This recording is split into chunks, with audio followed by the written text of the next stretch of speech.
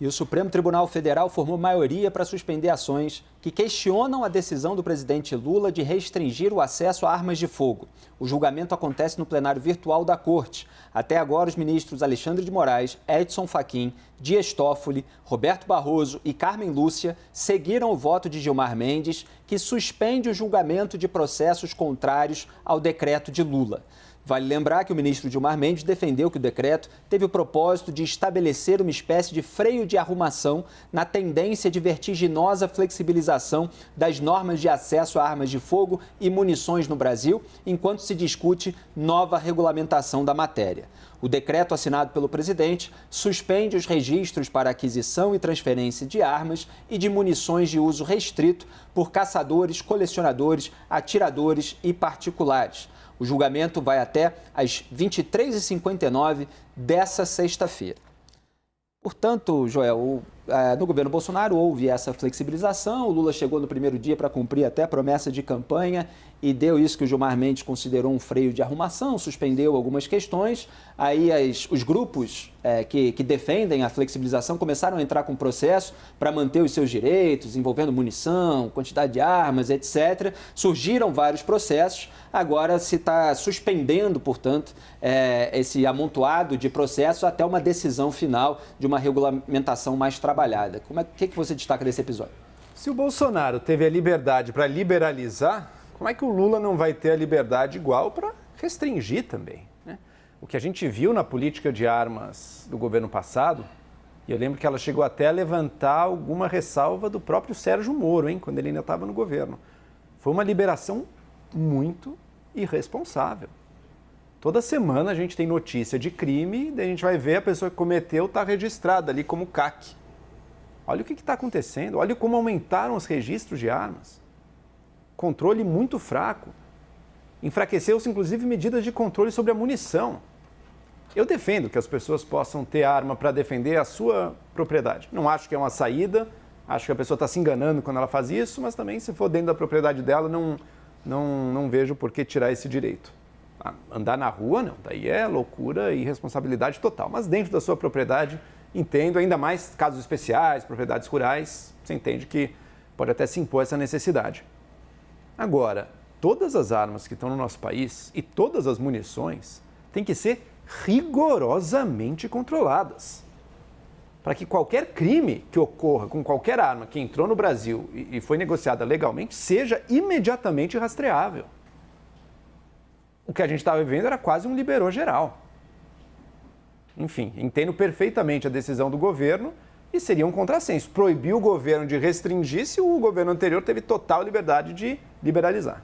Só aproveitar, antes que distorçam o que o Joel falou corretamente, aqui a gente faz a distinção de CACs que eventualmente cometem crimes, porque houve casos, sim, episódios recentes, e da maioria dos CACs, provavelmente, que são pessoas honestas, que não incorrem em crimes. Então, só para deixar claro que episódios específicos não são generalizantes para toda uma categoria. Mas o que a lei acabou fazendo é que pessoas mal intencionadas pudessem usar esse registro de CAC como salvo-conduto para ter a sua arma livremente. Inclusive, vimos um crime bárbaro há poucas semanas atrás de assassinato, daí você vai ver e ele tinha o CAC. A imensa maioria dos CACs não é criminoso e nem vai usar para crime algum. Eu, inclusive, defendo a prática do tiro esportivo totalmente legítima. Agora, quando você tem uma lei que é muito... que libera sem nenhum controle, você acaba permitindo isso. Você acaba permitindo que pessoas que vão usar de forma criminosa ou até que planejavam o uso criminoso da arma se registrem como se fossem legítimos e honestos atiradores, que não são. Hélio, o que você avalia aqui? Essa tensão da diferença até ideológica do governo Lula para o governo Bolsonaro, né? Houve a flexibilização, agora isso que o Gilmar Mendes chamou de freio de arrumação. Pois é, Felipe, a minha interpretação é a seguinte. Quando o Bolsonaro assumiu, ele passou, então, um decreto que flexibilizava a lei. A lei determina e permite que haja CACs, que haja clubes de tiro, escolas de tiro, etc. Havia um decreto muito restritivo, que o Bolsonaro flexibilizou, liberalizou. Quantidade de munição, quantidade de armas por pessoa que é CAC, etc. foi acusado de ter exagerado e que eventualmente poderia ter infringido a própria lei que regulamenta os CACs? Eu acho que não, mas essa era a alegação. O que aconteceu agora que eu acho estranho? Me parece que foi para o lado oposto e pior, porque o decreto do Lula, ele não só retirou a regulamentação que o Bolsonaro, mais liberal, vamos dizer assim, que o Bolsonaro tinha feito, como suspendeu totalmente novos clubes de tiro, novas licenças para CAC, etc., novos registros de armas, suspendeu tudo. Ou seja, na minha interpretação, Felipe, esse decreto anulou a lei. E um decreto, no meu entendimento, não deveria ter o poder de anular uma lei. Se o governo Lula queria uma regulamentação mais estrita, ele poderia ter passado, mas ele não pode simplesmente suspender algo previsto pela lei, suspender completamente. Ah, não, a gente vê quando, vamos pensar, é uma arrumação, um dia a gente diz qual é a nova regra. Não pode ser assim, porque você está indo, aí sim, na minha interpretação, você está indo contra a lei por meio de um decreto que é infralegal. É só lembrando que o Lula assinou esse decreto que reduziu o número de armamentos que cada pessoa pode comprar, também suspendeu ali os novos registros de clube de tiros e de colecionadores, atiradores e caçadores, que são os representantes dessa sigla CAC. Roberto, o que você destaca? Qual é a sua posição? Bom, primeiro a gente tem que destacar uma coisa. Ninguém tem o direito subjetivo de ter arma. Tá? A arma... Eu trabalhei no júri 30 anos. Eu fiz 1.500, 1.300 júris por aí. E a arma, eu aprendi o seguinte, ela é um invento humano próprio para matar gente. Você não conhece ninguém que acende uma churrasqueira com uma .40. A arma é feita para matar pessoa. Você não tem o direito de ter na sua casa algo para matar teu vizinho. O que o governo Bolsonaro fez foi de uma irresponsabilidade atroz. Ele aumentou todos os índices. E pior, ele colocou armas legalizadas na mão do crime organizado. Conversando com um delegado de polícia muito experiente aqui de São Paulo semana passada, ele me disse uma coisa que me preocupou muito. Ele falou assim, olha, hoje nós vamos fazer, por exemplo, uma busca e apreensão numa casa e vamos encontrar lá armas legalizadas. Antes como a arma era ilegal, ela ficava escondida. Demorava para ele pegar. Hoje a arma está lá na sala.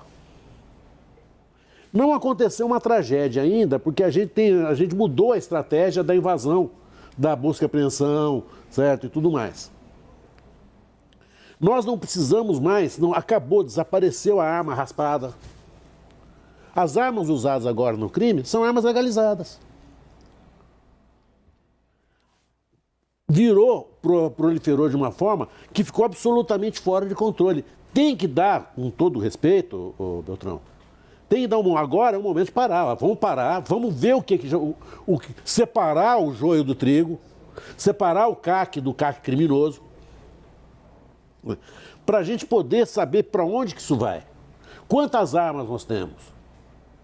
Quantas armas tem no mercado circulando?